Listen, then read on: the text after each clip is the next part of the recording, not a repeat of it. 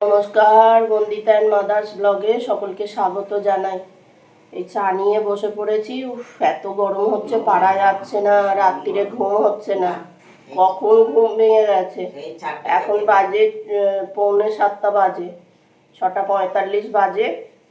দেখো, মানে সকাল সকালই উঠে পড়েছি, একদম ঘুম হচ্ছে না। সেই 4টে থেকে এপাশ ওপাশ করে এত গরম হচ্ছে কি বলবো। বলবে গরমকালে গরম হবে না, এতটা গরম ভালো লাগে না। আবার একটু বৃষ্টি হবে, ঠান্ডা হয়ে যাবে, সেটা ঠিক আছে, কিন্তু এই একইভাবে গরম। খুলে দিই কারণ যে না মশা কামড়াবে। চলো চা খেয়ে নি। 4টে ঘুম ভেঙে গেলে সব ঘরের জানলাগুলো খুলে দেবো, দিয়ে একটা মশা ঢুকছে। এত গরম হচ্ছে, চলো রান্না বান্না সারতে হবে, করতে হবে। রান্নাঘরে ঢোকা মানে পুরো বয়েল হয়ে বেরিয়ে আসা, একদম। যারা রান্নাঘরে ঢোকে তারাই জানে। এই যে মা নারকোলটা কুড়ে দিচ্ছে, আমি ফাটিয়ে দিলাম পরিষ্কার করে। ঘিমে চান হয়ে আছে, ফ্যান চালিয়ে বসেছে। তাও বলছি মা ফ্যানের হাওয়া লাগছে, বলছে হ্যাঁ হ্যাঁ পিঠটায় লাগছে। হ্যাঁ, এত গরম পারা যাচ্ছে না। এবার আমি রান্না বসাবো। মা বললো দে না, আমি কুড়ে দিই। আমি আমি কুড়ছি, বললো না না আমি কুড়ে দিই। আমি ওই এটা করে দিলাম, ফাটিয়ে দিলাম আর গাটা পরিষ্কার করে দিয়েছি। চলো রান্না বান্না সারি।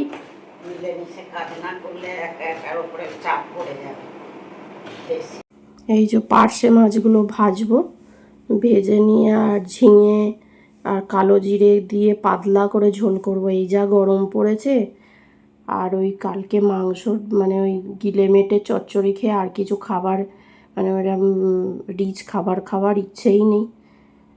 যা গরম পড়েছে, পুরো ভেপসে যাচ্ছে।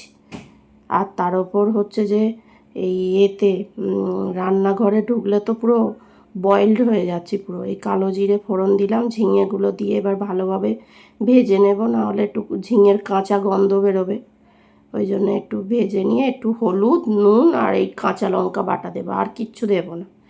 কিন্তু মাছের ঝোলটা যা দারুণ খেতে হয়েছে না, কি বলবো, খুব সুন্দর খেতে হয়েছে। তবে পার্শে মাছগুলো খুব একটা ভালো নয়, কালকে এনেছি তো কেটে ফেটে নিয়ে এসেছি, তাও দেখলাম পেটের কাজটা কেমন যেন হয়ে রয়েছে। পার্শে মাছগুলো খুব একটা ভালো নয়। অন্যদিন মাছ আনি কত ভালো ওই ছেলেটার কাছে, আর কালকে মাছ এনেছি একদম খুব একটা ভালো নয়। আর হচ্ছে যে এই মাছগুলো ভেজে নিয়ে ঝিঙেটা ভালোভাবে ভেজে নিয়ে আর জল দিয়ে দেবো, দিয়ে নিয়ে আর মাছের মধ্যে দিয়ে দেবো। ঝিঙেটা একটু সেদ্ধ হয়ে গেলে বাটির মধ্যে জলটা ঢেলে দেবো, তাহলে এটা ফুটতে থাকবে। আর ওদিকে আমি কড়াটা মেজে নিয়ে, আর অন্য কড়াই করব না, এই কড়াটাই মেজে নিয়ে ওই দেখো না ঢেলে দিয়েছি। এবার এটা ফুটবে, ওই কড়াটা মেজে নিয়ে গরম গরম কড়াটাই মেজে নিলাম। মেজে নিয়ে আর ওই যে লাউয়ের তরকারিটা বসাবো। আর আমাদের হচ্ছে জ্যৈষ্ঠ মাসে লাউ খায় না, আর জ্যৈষ্ঠ মাস পড়ে গেছে, শুক্রবার দিন এনেছি লাউটা।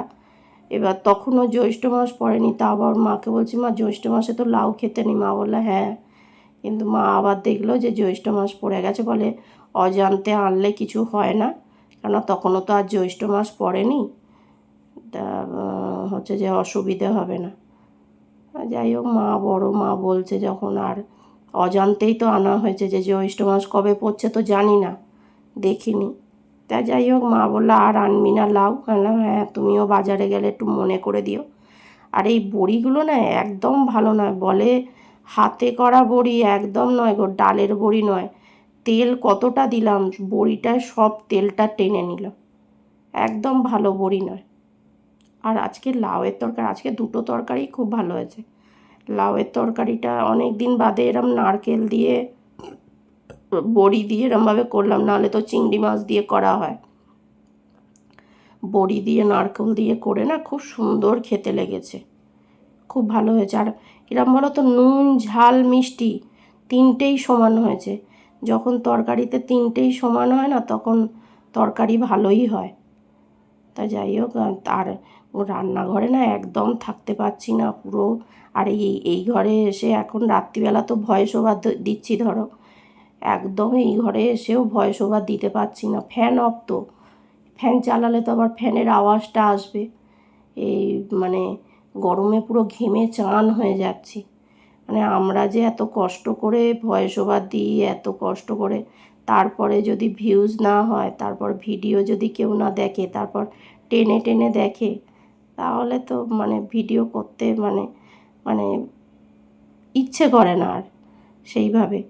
তা যাই হোক, বাসনগুলো ওইদিকে বসিয়ে দিয়ে, লাউয়ের জলটা তো টানবে, বসিয়ে দিয়ে ভাবলাম বসে থেকে কি করব, যে এগুলো বাসনগুলো মেজে নিই।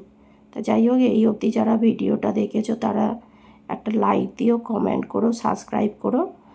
তাহলে আল্লাহ তোমাদের একটা লাইক বা একটা সাবস্ক্রাইব আমাকে উৎসাহ করবে আরও এগিয়ে নিয়ে যেতে। তোমাদের একটা কমেন্ট আরও ভিডিও মানে এগিয়ে নিয়ে যেতে সাহায্য করবে। কেননা যারাই ভিডিও করে তারাই জানে যে তাদের ভিডিওতে যদি ভিউজ না হয়, সাবস্ক্রাইব না হয়, কমেন্ট কেউ যদি না করে, তাদের ভিডিও করার মানে মনোবলটাই নষ্ট হয়ে যায়। তা যাই হোক, এই আর দুটো তেলের যে জায়গা ছিল সেইগুলো তো ধুয়ে মেজে রেখে দিলাম। আর এইটা হচ্ছে মেজে রেখে দিই, নাহলে চটচটে হয় তো, ওই ধুয়ে মেজে রেখে দিলে। আর অনেক দিন হয়েও গেছে তেলের, ওই ভীমের বোতলে তেলটা রাখি, এতে কিন্তু খুব সুন্দর তেলটা পড়ে, অল্প অল্প তেল পড়ে, বেশ ভালো হয়। তা ওই আমরা তো সেই বড় যে প্যাকেট থাকে 3 লিটার বা 2.5 লিটার, সেই প্যাকেটের মধ্যে থাকে, ওই ওই ভীম জেল নিয়ে আসি। এবারে ভাবছি যে মাকে বললাম যে এরকম বোতল কটা অর্ডার করতে হবে, শুধু ওই তেল ঢালার জন্য ওই বোতল অর্ডার করতে হবে, নাহলে বোতলের দাম বেশি নেয়। যাই হোক, এদিকে দেখো বাসনও মাজা হয়ে গেল, এদিকে লাউয়ের জলটাও টেনে নিল। তা লাউয়ের জলটা মা একটু নুন দিয়েছিল, খুব সামান্য, আগের দিন লাউতে খুব নুন বেশি হয়ে গেছে বলে আজকে মা বললো কম করে দিয়েছে। তা যাই হোক, আর লাউয়ের তরকারিতে শুধু জিরে ফোড়ন দিয়েছি, আর একটু কাঁচা লঙ্কা বাটা দিয়েছি, আর এই নুন দিয়েছি, যেহেতু তোমার নারকেল দেবো, তাই জন্যে আর করবো না, হলুদ দেবো না, আজকে সাদা সাদা লাউয়ের তরকারি হবে। আর এই বড়িগুলোও দিয়ে দিয়েছি, আর একটু মিষ্টি দিলাম, মিষ্টি বলতে সুগার ফ্রি, মানে আমরা তো এমনি মিষ্টি খাই না। আর নারকেল দিয়ে নেড়ে নিয়েছি, সত্যি খেতে খুব সুন্দর হয়েছে। আর এই দেখো গ্যাসটাকেও পরিষ্কার করে নিয়েছি, আমি রান্না করে নিয়ে একেবারে গ্যাস পরিষ্কার করে নিয়ে বসি। খুব কম দিন হয় যে গ্যাস ট্যাস পরিষ্কার করি না, তারপর বসি, পরে পরিষ্কার করি, কিন্তু বেশিরভাগ দিনই তাই করি। কেননা একভাবে কাজ সারা হয়ে গেলে তারপর টিফিন ফিফিন করি, সেটা ঠিক আছে, নাহলে মাঝপথে যদি ওইরকম করি তাহলে আর পরে ইচ্ছে করে না। আর তার উপর যা গরমটা পড়েছে। আর এদিকে দেখো যে কটা বাসন হয়েছিল, কড়া টড়াগুলো হয়েছিল, সেগুলো মেজে রেখে দিলাম। আমার কাজ মোটামুটি রান্নাঘরের কাজ হয়ে গেছে। এরপর আরও কাজ আছে, টিফিন করে না, যে আমলকিগুলো আগের দিন এনেছিলাম, ধুয়ে রেখেছি আমলকিগুলো, ওইগুলো পুরো কাটবো, আর আমলকি কাটতে সময় লাগবে, তারপর চান করে নেবো।